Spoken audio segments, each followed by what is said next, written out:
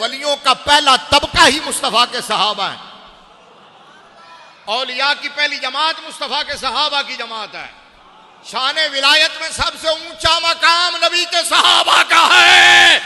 हाँ, कायनात में जितने भी वली हैं उनको विलायत मिलती ही मौला अली के दर से है। जितने वली हैं उनको विलायत मिलती ही अली के दर से है।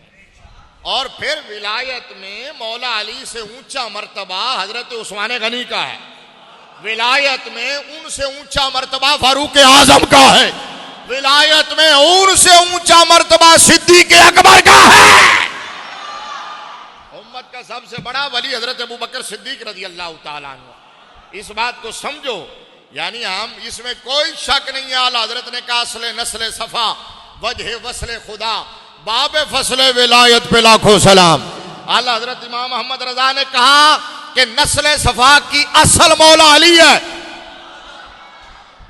नस्ले सफा की असल मौला अली है और वसले खुदा की रीजन भी मौला अली है और फसले विलायत का बाब भी मौला अली है।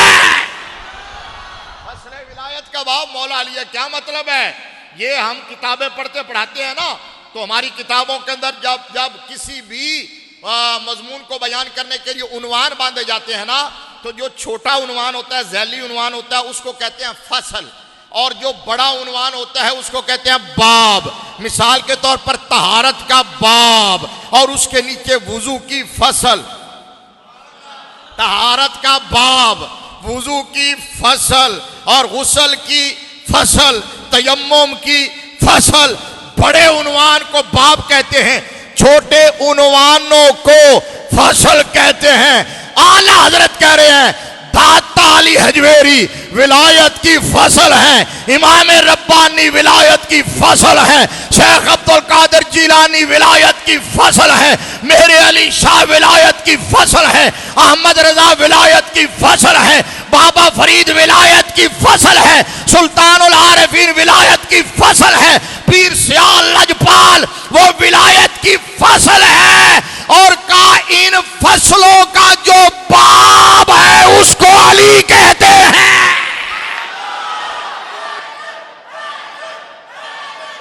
समझ आ गई है? समझ आ गई है? विलायत की फसूल के बाब को आला हजरत कहते हैं, विलायत की फसूल के बाब को अली कहते हैं। बाबे फसले विलायत पे लाखों सलाम। बाबे फसले विलायत पे लाखों सलाम। मैंने कहा विलायत की फसूल के बाब को अली कहते हैं। सारे सैयद वलियों के बाप को अली कहते हैं। इसलिए कहा असले नस्ले सफा वजह वसले खुदा। ये मैंने इसलिए बयान किया है कि कोई ये ना कह दे कि ये मौला अली की शान बयान नहीं करते हैं या इनको मौला अली की शान अदम नहीं होती है। मैंने कहा आप तो वहाँ यूके के अंदर तैरुल कादरी साहब ने कह दिया, ये भी आपने जो नारा लगवाया हैदर हैदर का इस अंदाज में नारा लगा ना, तो उन्होंने कहा ये किसी और का तरीका है, सुन्नियों का तरीका नहीं है। ये नारा जो भी जिस तरह आप लगा रहे थे रिवाज पड़ गया ना, रिवाज पड़ गया है। तो कहा हैदर हैदर का ये तैरुल कादरी का ऑन रिकॉर्ड है, नेट पे चल रहा है। कोई और कहता तो शायद तूफान मच जाता, हम जैसा कोई कहता तो फतवे लग जाते। तैरुल कादरी साहब कह रहे हैं कि जनाब हैदर हैदर का इस तरह नारा लगाना ये हमारा तरीका नहीं है, ये किसी और का तरीका है। कहा हमारा तरीका है तरतीब से नारा लगाओ और फिर डट के हैदरी का नारा लगाओ। वो हमारा तरीका पता क्या? नारा तकबीर, नारा रिसालत, नारा तहकीक, नारा हैदरी, नारा हैदरी, नारा हैदरी और नारा गौसिया। ये हमारा तरीका है। तो मैंने कहा ये बड़ी अच्छी बात उन्होंने की है। कोई भी बंदा अच्छी बात करे उसको ले लेना चाहिए, खुद मा सफा वदा मा कदर। तो मैंने कहा कि सुन्नियों को अपना तरीक नहीं छोड़ना चाहिए, किसी की देखा देखी उनकी चाल इख्तियार नहीं करनी चाहिए।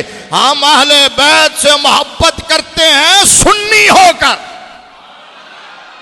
अहले बैत से डट के मोहब्बत करो, लेकिन बतौरे सुन्नी करो, बतौरे राफजी नहीं क्योंकि राफजी की मोहब्बत अहले बैत में आमेज है बुग़्ज़ सहाबा की।